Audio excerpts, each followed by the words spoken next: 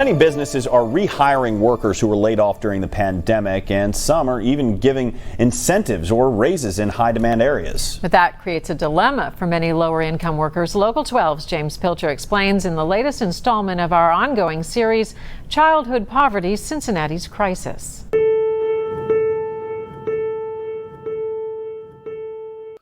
Dominique Love of Avondale works 3 jobs just to survive and support her 2 young sons.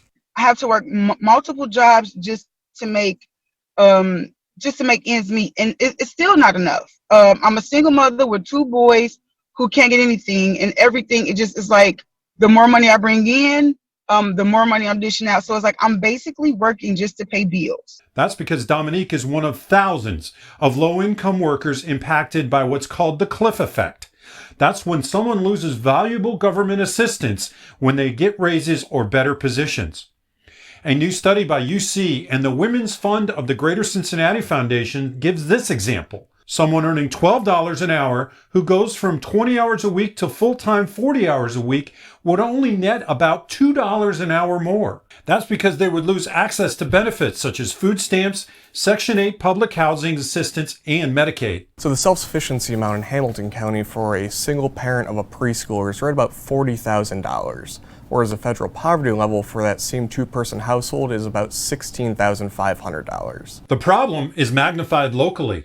30% of all households earn below that $40,000 mark a year in Hamilton County. And half of all women-led households live below that number. But thousands live above the poverty line of about $16,000 a year.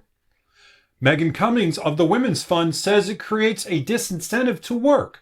She spoke of a woman who turned down a promotion because she would lose out on benefits for her family. We're asking people to work more, which is great. There's dignity in work, but we're replacing something that feels very stable to their families with a very volatile work experience. The report recommends raising the minimum wage while encouraging a more phased approach to reducing benefits.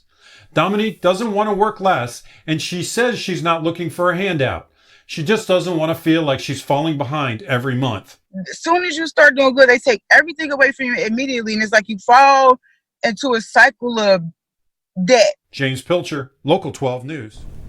The report also says many employers don't realize many of their own workers need public assistance and that more awareness is needed. You can read the full report at cincinnatipoverty.com.